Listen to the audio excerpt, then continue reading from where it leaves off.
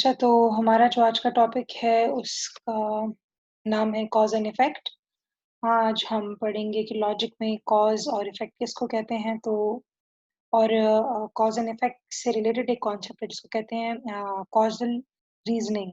इसके बारे में हम पढ़ेंगे। तो reasoning based on relationship between cause and effect जो है वो क्या होता है? कॉज़ल रीज़निंग जब हम रीज़न करते हैं, जब हम किसी चीज़ की दलील देते हैं और उसके उसके पीछे जो है हम उसको स्ट्रॉन्ग कैसे कर रहे थे, उसका आर्गुमेंट क्या दे रहे होते हैं, उसका आर्गुमेंट इस पे बेस कर रहा होता है कि ये इस वज़ह से हुआ है या फिर ये इस वज़ह से कॉज़ हुआ है या इस या इवेंट ए जो है वो इवेंट बी की वजह बना है।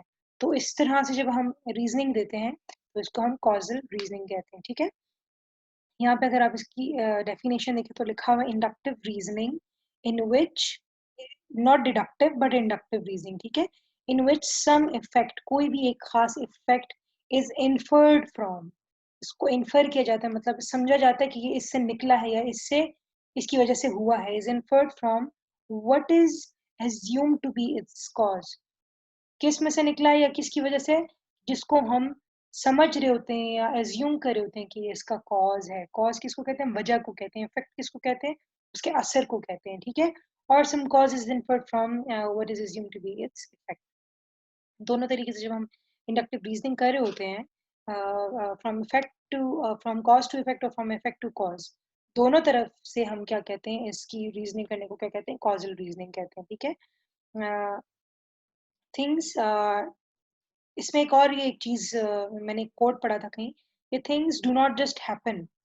कुछ चीज़ें जो है ना या मामलात जो है या कोई इवेंट जो है वो खुद ब खुद नहीं हो जाता, बल्कि एवरीथिंग इज़ कॉज़ल। मतलब जो भी होता है ना उसके पीछे कोई ना कोई उसका कॉज़ होता है, उसकी कोई ना कोई वजह होती है, ठीक है? And not casual. Everything is causal and not casual. कोई भी चीज़ ऐसी नहीं कि जो ऐसे ही हो जाए, कैज़ुअली हो जाए, बल्कि हर चीज़ के पीछे, हर इवेंट के पीछे जो है एक उसके पीछे कहानी होती है, उसके पीछे एक कॉज़ होता है, ठीक है?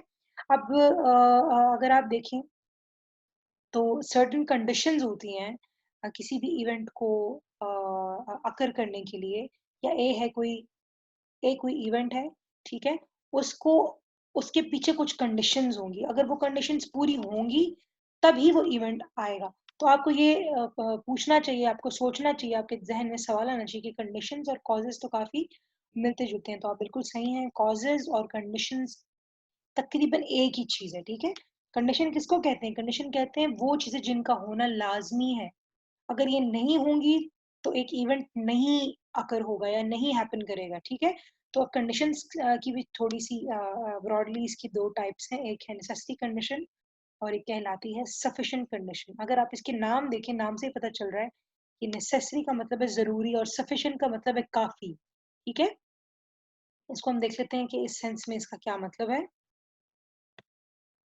अच्छा, तो जो नेसेसिटी कंडीशन है, अ, ये इसकी जो डेफिनेशन है वो इस तरह से है कि necessity condition is that condition in whose absence the event cannot occur। Necessary condition वो चीज है या वो कंडीशन है या वो कॉज है कि जिसकी गैर मौजूदगी में, उसकी एब्सेंस में इवेंट हो ही नहीं सकता, जिस इवेंट की आप बात कर रहे हैं, ठीक है? और अब सफिशिएंट कंडीशन की क्या बात है? मतलब ज़रूरी है ना, नेसेसरी है, इतना ज़रूरी है कि अगर ये नहीं होगा, तो वो इवेंट अकर ही नहीं करेगा। अब जो सेकंड टाइप है वो है सफिशिएंट कंडीशन। अब सफिशिएंट का मतलब होता है काफ़ी। तो यहाँ पे क्या है? Sufficient condition is that in whose presence, कि जिसकी मौजूदगी में द इवेंट मस्ट अकर, कि अगर ये होगा, तो इवेंट को होना ही होगा। इवेंट के होने के लिए लाज़िम है ये सफिशिएंट कंडीशन आपकी पूरी हो जाए, ठीक है? तो 2 कंडीशन हमें पता चल गई। एक है नेसेसिटी कंडीशन कि जो नहीं होगा तो उसकी वजह से आपका जो इवेंट है वो अकर ही नहीं करेगा, ठीक है? और जो सफिशिएंट कंडीशन है कि अगर ये अगर चीज़ मौजूद होगी तो इसकी वजह से लाज़िम आपका जो इवेंट है वो अकर कर लेगा। तो इसको समझने के लिए मैं आपको आसान तरीके से इसको एग्ज़ाम्पल बता देते हैं कि जो कंबशन होती है, कंबशन क्या होती है? आग जलने का अमल, ऑक्सीजन जलने का अमल। उसको हम कंबशन कहते हैं, या सिंपल कंबशन जो है इसको कहते हैं किसी भी मतलब जलाने का अमल, ठीक है? आपने माचिस की तीली जब आप जलाते हैं उसको भी कंबशन कहते हैं, जब लकड़ी जलाते हैं, कुछ भी जलाते हैं उसको कंबशन कहते हैं, ठीक है? तो कंबशन के प्रोसेस में कहते हैं कि in the absence of oxygen, अगर ऑक्सीजन मौजूद नहीं होगी तो कंबशन कैन नॉट अकर। तो बड़ा लाजमी है, बड़ा ज़रूरी है आग लगने के लिए कि ऑक्सीजन ज़रूर ज़रूर हो उस जगह पे, ठीक है? तो ऑक्सीजन क्या हो गया? ये आपकी हो गई नेसेसरी कंडीशन। ऑक्सीजन नहीं होगी, इफ इट इज एब्सेंस, जिस तरह की डेफिनेशन में लिखा है, then combustion can not occur. ठीक है, ये तो हमें पता चल गया। लेकिन अब देखते हैं कि क्या ये सफिशिएंट कंडीशन भी है या नहीं। तो क्या आप द प्रेजेंस ऑफ ऑक्सीजन क्या जरूरी है कि अगर जहां ऑक्सीजन होगी तो वहां आग लगेगी? तो नहीं, ऐसा नहीं है। हमारे कमरे में, हमारे माहौल में, बाहर हर जगह ऑक्सीजन मौजूद है, तभी तो हम सांस ले रहे हैं। लेकिन ऑक्सीजन का होना इस बात को की गारंटी नहीं है कि जिधर भी ऑक्सीजन होगी उधर आग जरूर लगेगी, कंबशन जरूर होगी। तो इससे हमें पता चल गया कि the presence of oxygen is not a sufficient condition. सिर्फ ऑक्सीजन का होना ही सफिशिएंट नहीं है, बल्कि ऑक्सीजन के साथ साथ और भी कुछ अवामिल हैं और भी कुछ फैक्टर्स हैं, जब वो पूरे होंगे तभी आग लगने का अमल जो है वो होगा। ठीक हो गया? So oxygen is necessary but it is not sufficient. Second, आप अगर कंडीशन सेकेंड एग्जांपल देखें, तो मैंने आपको एग्जांपल दी हुई है स्मोकिंग की। आपको पता है कि कहा जाता है कि स्मोकिंग कॉजेज कैंसर। आपको टीवी में भी अक्सर ये आपको सुनने में आया होगा और रेडियो पे भी और मूवीज में भी अक्सर बताते हैं कि smoking is injurious to health, it causes cancer. तो अगर आप देखें तो क्या हम कह सकते हैं कि स्मोकिंग जो है वो कैंसर का की नेसेसरी कंडीशन है या सफिशिएंट कंडीशन है? तो अगर आप देखें कि बहुत सारे ऐसे लोग होते हैं जो स्मोकर्स होते हैं, who smoke but they do not get cancers, ठीक है? Not every smoker gets cancer, मतलब बहुत सारे स्मोकर्स होते हैं, वो तब सबके सब तो कैंसर का शिकार नहीं होते ना। इसका मतलब क्या है कि स्मोकिंग का होना नेसेसरी कंडीशन तो हो सकता है, ठीक है, लेकिन ये सफिशिएंट नहीं है, ये काफ़ी नहीं है कि एक इंसान को कैंसर हो, तो उसके लिए काफ़ी नहीं है कि वो स्मोकर हो, बल्कि उसके साथ भी कुछ और मेडिकल कंडीशंस का होना ज़रूरी है। ठीक है, हम ये कह सकते हैं कि और मेडिकल कंडीशंस को तो हम नहीं रोक सकते, लेकिन क्योंकि हम स्मोकिंग को रोक सकते हैं, तो आप इसके ऊपर ज़्यादा वो करते हैं, स्ट्रेस करते हैं कि स्मोकिंग नहीं करनी चाहिए, स्मोकिंग नहीं। बाकी तो अल्लाह की तरफ से आती है बीमारी, लेकिन ये smoking is one of the causes of cancer, but it is not entirely the cause. ऐसा नहीं है कि जो भी सिगरेट पिएगा उसको कैंसर लाजमी होगा। ठीक है, सो लॉजिक में मैंने आपको समझा दिया। ठीक है, दूसरा एक बड़ा एक आम फहम सा एग्जांपल है कि अगर आप वो करते हैं, क्या नाम है, अगर आपने डॉक्टर बनना है तो डॉक्टर बनने की दो कंडीशंस है। एक नेसेसरी कंडीशन है, वो क्या है कि मैट्रिक, आप मैट्रिकुलेट हो, आपने मैट्रिक किया हो।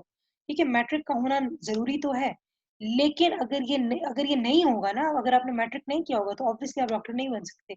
लेकिन साथ ही अगर आपने सिर्फ मैट्रिक किया हुआ है और आपने आगे नहीं पढ़ा हुआ तो ये काफ़ी नहीं है। Matric is not sufficient. Matriculation is only a necessary condition for becoming a doctor. अब इसके लिए नेसेसरी कंडीशंस कौन, सॉरी, सफिशिएंट कंडीशंस कौन-सी हैं? कि इसके लिए ज़रूरी है कि आपने डॉक्टरी का जो 4-5 साल का कोर्स होता है वो आपने पूरा किया हो। उसके बाद आप एग्ज़ाम में पास हो गए हों और आपको मतलब अच्छे तरीके से आपने डिग्री-विग्री ले ली है और आप एक वाइवा वगैरह दे के सब कुछ करने के बाद, 1 साल प्रैक्टिस करने के बाद, तब आप कहेंगे कि हाँ, मैं डॉक्टर हूँ। तो डॉक्टर बनने के लिए matric is necessary but it is not sufficient. सही हो गया? अच्छा, लॉजिक में भी ऑफ़न मीन जो भी आपकी क्रिटिकल या इम्पोर्टेंट जो कॉज़ होता है ना, उसको ही हम कह देते हैं कि वो जो है आपका क्या है, वो कॉज़ ऑफ़ द इवेंट है। फॉर एग्ज़ाम्पल मैंने आपको कह दिया ना कि जो डॉक्टर बनना है या फॉर एग्ज़ाम्पल जो कैंसर है, उसमें बहुत सारे अवामिल शामिल होंगे। उसको कॉज़ करने में not one but a group of, मतलब मैनी, ग्रुप ऑफ कंडीशन ज़रूरी होंगी उसके होने के लिए, ठीक है? उसमें स्मोकिंग भी है, उसमें स्मोकिंग के अलावा भी और रीज़न्स हैं। तो क्या है कि हम क्या करते हैं लॉजिक में, जो सबसे अहम या सबसे क्रिटिकल या सबसे इम्पोर्टेंट कॉज़ होता है, उन तमाम कॉज़ेज़ में से हम उसको एक को उठा के कह देते हैं कि this is the cause of the event. For example देखिए, क्लाउड्स जो हैं, क्लाउड्स क्लाउडी जब हो जाता है आपका आसमान, तो आप कहते हैं कि, तो आप ये समझते हैं कि बारिश होती है, ठीक है? लेकिन क्या सिर्फ क्लाउड्स का होना ही काफ़ी है? नहीं है। लेकिन क्योंकि cloud is one of the main reasons behind और main causes behind rain, that is why in logic we say कि clouds are the cause of the effect which is in the shape of rain. अच्छा, जब आपको मैंने cause इतना समझा दिया तो आपको ये भी समझ आ गई होगी कि जो कॉज की वजह से हैपन होता है, जो इवेंट होता है, उसको हम क्या कहते हैं, उसका इफेक्ट कहते हैं या उसका कॉन्सिक्वेंस कहते हैं। ठीक है, तो रेन क्या है, जो बारिश है वो एक अमल है, वो एक इवेंट है जो जो कि इफेक्ट है किस चीज का, बादलों का, बादल के आने का। ठीक हो गया। अच्छा, नेक्स्ट पे हमारे पास है कुछ इसकी टाइप्स हैं। ठीक है, टाइप्स जो है अगर आप देखें कभी कभी इस तरह से होता है कि कोई इवेंट है वो एकदम से नहीं हो जाता, बल्कि उसके पीछे एक चेन ऑफ इवेंट्स होते हैं। जिस तरह के ए की वजह से बी हुआ, फिर बी की वजह से सी हुआ, फिर सी की वजह से डी हुआ, और फिर डी की वजह से ई हुआ। ठीक है, तो इन केस हम कह देते हैं कि ई जो है वो हमारा इफेक्ट है। ठीक है, और जिसका कॉज हम ढूंढना चाह रहे हैं या हम ये देखना चाह रहे हैं कि ई क्यों हैपन हुआ है या किस तरह से हैपन हुआ है, तो आप क्या क्या देखते हैं, आप इसका जो कॉजल सीक्वेंस है, कॉजल सीक्वेंस किसको कहते हैं, simply a chain of events को कहते हैं। डिफरेंट चेन ऑफ इवेंट्स मतलब एक से ज्यादा इवेंट्स जो कि एक के बाद दीगरे हुए हैं इस इफेक्ट के अकर होने से पहले, तो हम उनको देखते हैं। ठीक है, इसमें अब दो टाइप्स के हैं, एक ए है, दूसरा बी है, तीसरा सी है और चौथा डी है। ठीक है, तो जो इफेक्ट के सबसे करीब तरीन वाला होता है कॉज, जो कि यहाँ पे अगर आप देखें, अगर ई जो है आपका इफेक्ट है, तो डी जो है वो इसके सबसे करीब तरीन इफेक्ट है, तो आप इसको क्या कहेंगे, आप इसको कहेंगे it is the proximate cause, it is the closest to the effect, the cause which is, or the event which is closest to the effect, or the event which we call effect, जिसको हम effect कह रहे हैं, तो उसको हम क्या कहते हैं, उसको हम कह देते हैं कि ये proximate cause है। अच्छा, अब डी के अलावा जितने भी हैं पीछे ए बी सी, ये तीनों जो हैं इनको हम कहेंगे रिमोट कॉजेज, क्योंकि ये फौरी पहले इससे नहीं होता। ऐसा नहीं है कि जैसे ही ए होता है तो अचानक से ई हो जाता है, जैसे ही बी अकर होता है तो साथ में ई आ जाता है, या जैसे ही सी अकर होता है तो ई आ जाता है, बल्कि ए के बाद बी आएगा, फिर बी के बाद सी आएगा, कॉज होगा, फिर सी के बाद डी आएगा, फिर डी के यकदम बाद जो है क्या आ जाता है, आपका ई आ जाता है। ठीक है, तो डी जो है वो आपका प्रॉक्सिमेट कॉज हो गया, और बाकी तमाम जो है वो आपके रिमोट कॉजेज हो गए। रिमोट कॉजेज में भी डिफरेंस होता है जो सबसे दूर होता है उसको हम कहते हैं वो ज्यादा रिमोट कॉज है एज कंपेयर टू जो कि नजदीक होता है। तो अगर आप देखें तो A is more proximate than B. ठीक है, ए ज्यादा दूर का है as compare to B, B फिर जरा ई से ज्यादा करीब है, और फिर बी जो है, और फिर सी जो है वो बी से भी ज्यादा, सॉरी, जो बी है वो सी से भी ज्यादा प्रॉक्सिमेट है। ठीक है, मतलब उससे ज्यादा दूर है, और फिर डी जो है, सी जो है फिर वो डी से ज्यादा प्रॉक्सिमेट है, दूर है ई से। तो that was all about the meaning of cause.